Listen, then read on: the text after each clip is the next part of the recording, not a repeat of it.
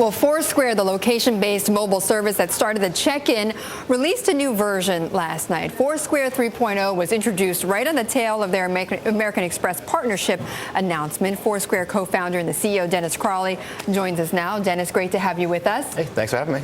So, as I read before about you, I think there was a quote that you've said before that there's sort of this misconception, right, that Foursquare is just a check-in website.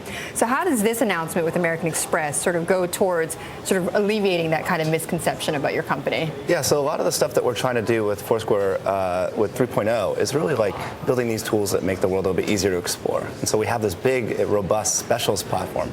And now we're working with Amex to build specials on top of that unlock when you swipe your credit card. So, we're trying to build these things that help people find new experiences and discover new places. And a lot of it's about unlocking new deals and better deals for users. And you're launching this in Austin, but you plan on taking it national, I guess, or what's the plan? Yeah, sure. The American Express partnership is a pilot that we're going to do in Austin at the South by Southwest Festival. And then the thinking is, we'll roll it out national, hopefully sometime in the future. Sometime in the future, few weeks? Yeah, we didn't really tie a date to it. We'll see how things go, and then we'll adjust accordingly. Okay. Are you looking for any extra money these days on expanding or not? No, it's a question that people ask all the time. We raised the Series B last summer, and we have enough money to go for a little bit. So really just focus on the product right now, and if we need to do that, we'll kind of answer those questions. You don't want to take advantage of the pools of money that seem to be out there now pouring into these social media websites? We're so focused on pushing out products. We've got this really grand idea of things that we want to build for users. So let's get that done first, and we'll deal with everything else second. Okay, so tell me your vision then, let's say in the next 6 months. I know you've got, what, 7.5 million users now? Sure, yeah. Okay. So we're trying to make these things that make cities easier to use. Like Foursquare 3.0 is it's a big push forward because it's going beyond just the check-in, just the idea of like, okay, I'm here, letting my friends know where I am.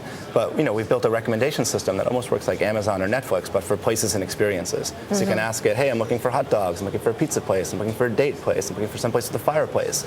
And Foursquare can go through all the history of the check-ins that we have from all these users and spit back interesting recommendations to folks. Now, some people have said, though, that despite your growth, as I mentioned, about 7.5 million users, you're only a 2-year-old company. Yeah. Facebook had gotten into the game as well with Facebook Places, and there were a lot of talk about they're going to eat Foursquare's lunch. Yeah, people have been saying that for a while. I mean, Facebook is an amazing platform, and they're really good at helping people share things online. And what we're getting very, very good at is helping people connect with things in the offline world. Like what happens when your screen goes dark on your phone, or when you close the lid on your laptop. You're out in the real world discovering things, and that's what Foursquare is really good at. Okay, Dennis, where do you want to take the company? What's your plan with it? It's a product-driven company. We've got 50 people that are just working on building the best products possible, and we're trying to, I feel like we're inventing the future a little bit. Right. Like phones have never been as smart as they are, and they're starting to sniff out like who's nearby, and they've got GPS in them, and we see this great opportunity to make these things that as you're exploring new neighborhoods and new cities, they just kind of buzz in your pocket and come to life and let you know about the things you should be doing nearby. But you need money for that, but you don't want a list, right? We don't want what? You don't want a list. Oh, yeah, not yet, so. Not yet, but you may consider that?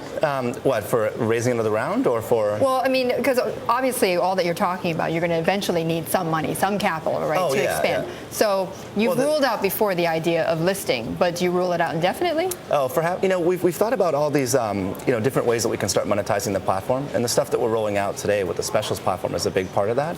So it's thinking about ways that we can introduce tools for merchants, not necessarily advertisements, but like just things that add value to users and add values to merchants. And then we're thinking that those are going to be fairly easy for us to monetize.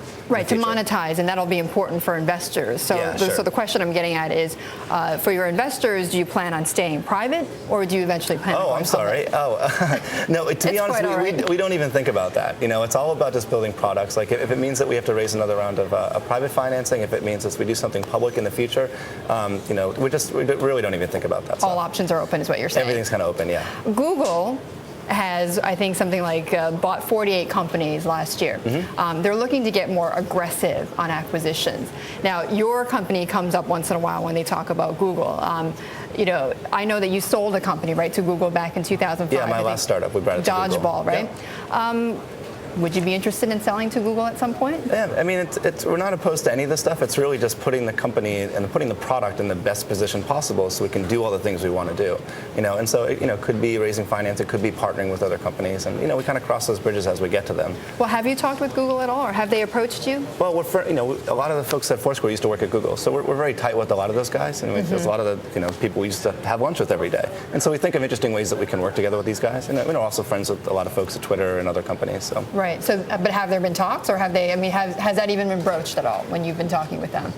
What about bringing Foursquare there? Yes. No, we think of ways to work together, but there's like nothing specific that we're really talking about. Okay. Is there a price where you would sell to Google at all, or a price to sell to anyone? Again, we haven't really thought of it. It's like we're so busy You've just got like to have building thought of it products. at some point. No. No, I mean we're so excited about building the things that we're doing and putting them in the hands of users and seeing how people react to them and seeing how we can make them better. It's like all that stuff is just a distraction. Like we got products to build, we got a company to build. Like that's what we're focused on.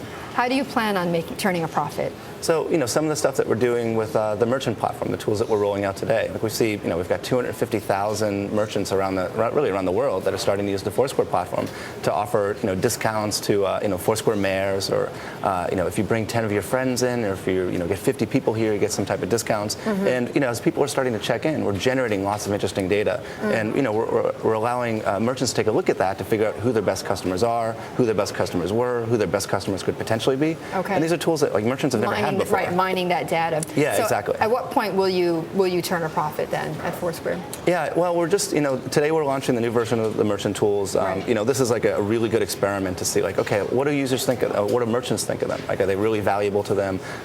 What's the next direction we can push them in? So we don't want to charge for anything before the products are really ready, and so we're getting a little bit closer there. We don't have a date by which we're going to flip the monetization switch. But are you hoping by the end of this year, even? Yeah, I mean that's the thought. There's no date to it, but it would be fun to experiment with some of those levers. Right, certainly sooner rather than later, I'm sure. Dennis, yeah. thank you. Really thanks for having appreciate me. you stopping by.